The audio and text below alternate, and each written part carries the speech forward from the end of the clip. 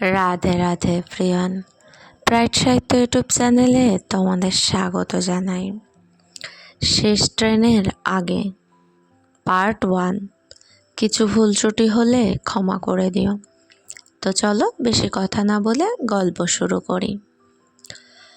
Kolkata metro এর ভিড়ে সবসময় একই রকম মানুষ, শব্দ, তারা সব কিছু যেন একসাথে দৌড়াচ্ছে। ইরা প্ল্যাটফর্মের এক কোণে দাঁড়িয়ে, হাতে একটা ব্যাগ, চোখে ক্লান্তি। আজ তার শেষ দিন এই শহরে। কাল সকালেই সে চলে যাবে অন্য শহরে, নতুন চাকরি, নতুন জীবন।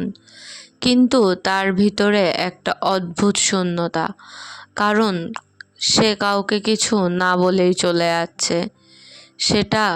সেই কেউটা মায়া। স্কুলের প্রথম দিন, নতুন ক্লাস, নতুন মুখ। ইরা একদম চুপচাপ বসেছিল। হঠাৎ পাশ থেকে একটা কাগজ এগিয়ে এলো। তুমি নতুন, আমি মায়া। সেই ছোট্ট নোটটাই তাদের গল্পের শুরু। মায়া ছিল একদম আলাদা। হাসলে পুরো ক্লাস উজ্জ্বল হয়ে যেত, আর ইরা শুধু তাকিয়ে তাকে দেখত। দিন কেটে যাচ্ছিল, একসাথে টিফিন, একসাথে বাড়ি ফেরা, বৃষ্টির দিনে ভিজে যাওয়া, সব কিছুতেই তারা একে অপরের সঙ্গী। মায়া সব সময় বলতো, তুই না থাকলে আমার কিছুই ভালো লাগে না। ইরা হাসতো, কিন্তু ভেতরে ভেতরে সেই কথাগুলো অন্যরকম হয়ে উঠছিল। ক্লাস 11-এ ওঠার পর সব কিছু একটু বদলাতে শুরু করলো। ইরা বুঝতে পারছিল মায়াকে দেখলে তার হৃদয়টা একটু বেশি জোরে জোরে ধড়ফড় করে। মায়ার হাসি, রাগ, অভিমান সব কিছুই তার কাছে আলাদা গুরুত্ব পেতে লাগলো। কিন্তু সে ভয় পেত, যদি এটা শুধু আমারই অনুভূতি হয়, যদি বললে সব কিছু নষ্ট হয়ে যায়, যদি বললে আমাদের বন্ধুত্বটা নষ্ট হয়ে যায়। তাই সে চুপ করে থাকলো, কিছুই বলল না, কিছুই জানতে দিল না। কলেজে ওঠার পর ধীরে ধীরে দূরত্ব বাড়তে লাগলো। মায়া নতুন বন্ধু পেল, নতুন বাস্তবতা, ব্যস্ততা। ইরা দেখতো কিন্তু কিছু বলতো না। একদিন মায়া বলল, তুই আগের মতো আর কথা বলিস না। ইরা শুধু হেসে বলল, কিছু না। কিন্তু সেই কিছু নার ভেতরে ছিল হাজারটা কথা। চাকরির সুযোগ এলো অন্য শহরে। ইরা ভাবলো এটা ভালো, দূরে চলে গেলে সব ভুলে যেতে পারবো। তাই সে কাউকে কিছু না বলেই সব ঠিক করে ফেললো। টিকিট কাটার, ব্যাগ গোছানো, সব হয়ে গেল নিঃশব্দে।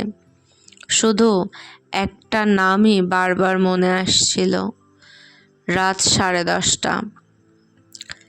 শেষ ট্রেনের জন্য দাঁড়িয়ে আছে ইরা। হঠাৎ, তুই চলে যাচ্ছিস? ইরা চমকে ঘুরে তাকালো, চোখে রাগ, অভিমান আর একটু কষ্ট। মায়া ধীরে বলল, আমাকে বলার দরকার মনে হলো না? ইরার গলা কাঁপছিল। আমি ভাবছিলাম বললে তুই কষ্ট পাবি। মায়া হেসে বলল, আর না বললে আমি খুশি থাকবো। চারপাশে শব্দ, কিন্তু তাদের কথাগুলো খুব স্পষ্ট। ট্রেন ঢোকার শব্দ। ইরা বুঝতে পারছিল এটাই শেষ সুযোগ। সে চোখ বন্ধ করে বলল, আমি তোকে শুধু বন্ধু হিসেবে দেখি না। কথাটা বলার সাথে সাথে তার বুক হালকা হয়ে গেল। মায়া কিছুক্ষণ চুপ, তারপর ধীরে বলল, আমি এতদিন ধরে এই কথাটার অপেক্ষায় ছিলাম। ইরা অবাক হয়ে তাকিয়ে রইল। ট্রেন দরজা খুলে দাঁড়িয়ে, লোকজন উঠছে।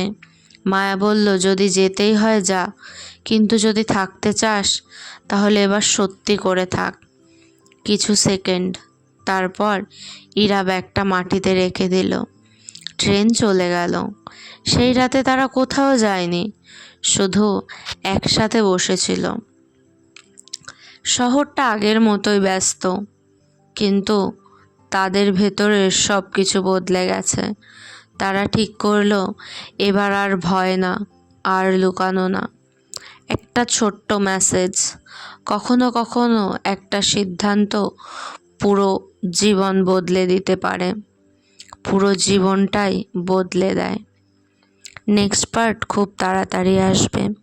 ততক্ষণের জন্য সবাই খুব ভালো থেকো, সুস্থ থেকো। রাধে রাধে। আর এমন সুন্দর সুন্দর গল্প পেতে ব্রাইট সাহিত্য ইউটিউব চ্যানেলকে সাবস্ক্রাইব করতে হবে। জলদি গিয়ে সাবস্ক্রাইব করে এসো।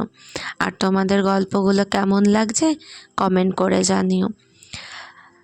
ততক্ষণের জন্য সবাই খুব ভালো থেকো, সুস্থ থেকো। রাধে রাধে।